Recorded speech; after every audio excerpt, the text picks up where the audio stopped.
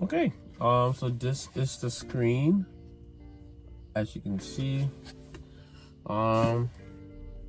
Pretty large, pretty nice. My only thing is I just want it to work. If it works, I'm excited. If it doesn't work, what can you do about it? Can't do much about it. So just gonna prop this off to the side. On the back maybe. And let's get to work. Luckily, I've seen a few videos on kind of what to do to get things started, so I'm going to start working on. All right, hopefully this setup works, but first thing I found out was to take this knob off.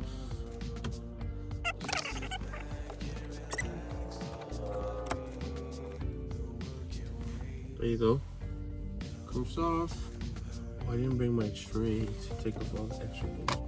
All right, then later there was a screw. I gotta turn something 3 times. So over here I realized that I stripped the bolt a few times, so I needed to get an Allen key to help me get the bolt out. So I was able to take it out. I took out the radio, and then I had to figure out how to take out the tape in the top as well as the climate control in the bottom, which I was able to eventually figure out. Alright, after struggling for a while, I noticed that there are Allen bolts that go right on top here and here in order to release the tape and for it to come out. So after struggling for a while, I finally got it out. So I'm gonna do my best to get it sorted out and then keep us updated. Alright, after struggling for a little bit, I was able to figure out how to install it. It took a while, I had to break a few things, but eventually we got it sorted out. So here it is, it's looking good, it's working well, it's not slow, it's fast, the music works, and I'm excited. Yesterday I wasn't able to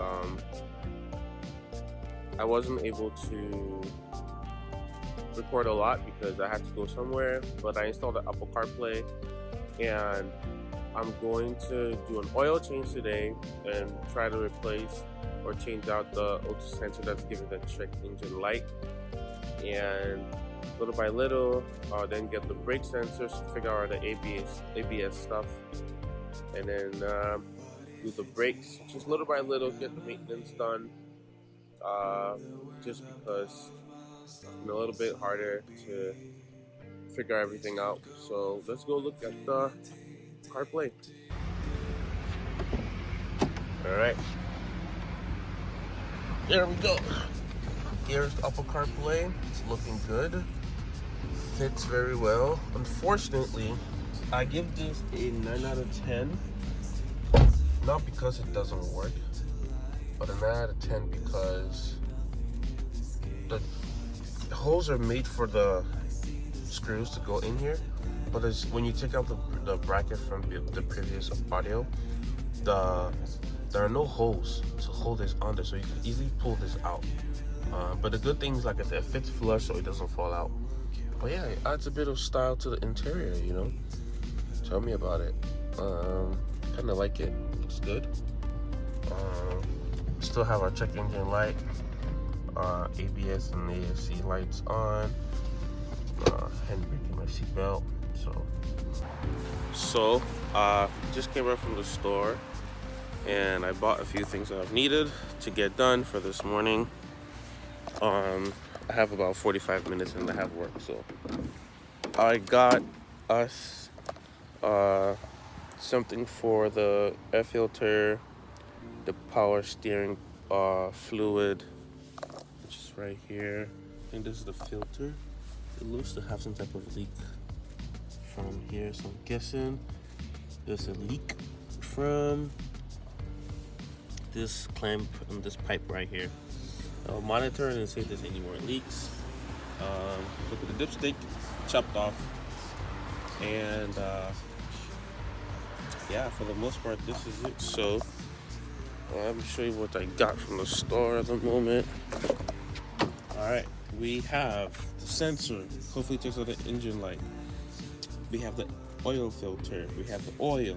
We have more oil. And I'm gonna take out a few things in the trunk as well that are gonna help me to get this done.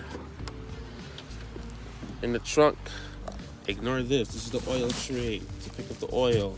This is the old radio system.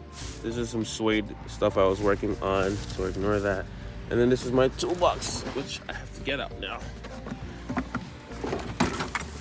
All right, cool. So these are all the things I need.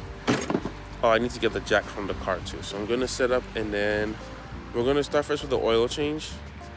And after the oil change, we'll try to do the steering fluid, and then after that, maybe the O2 sensor. So.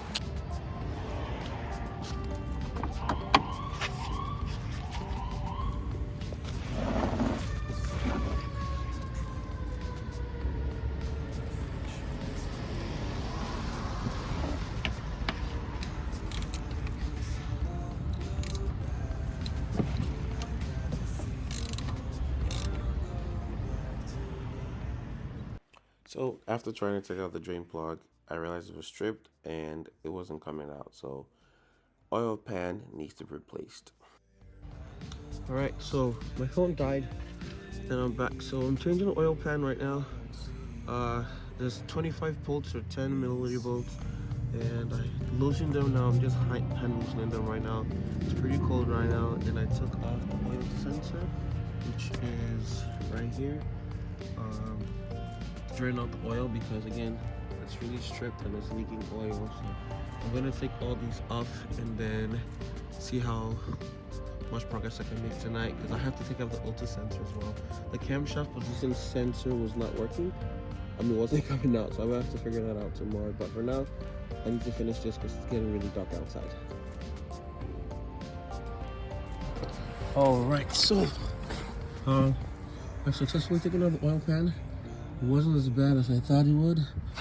I'm gonna try to look for any concerning things like metal pieces or things that I should be concerned about. But if not, I'm just going to wait for the remainder of the oil to drain out and then put on the new oil pan and then call it a night. I'm gonna try to go to my grandma's house later to get the O2 sensor out. But those are the two most important things for me at the moment, to be honest. So I'm gonna do those things first and get back to you guys. But yeah, I'm gonna open up the oil, the top of the oil, or the top of the engine, so it can flow a little bit more, as well as take out the oil filter. I can kind of show you guys over when I get up there. Okay, so this is the two things I have to let loose. One is the oil cap. That helps the oil drain a little bit more, but I can't see from this. Next thing would be to take out the oil. I'm gonna try to take this off. There you go. So dipstick is a little bit up now.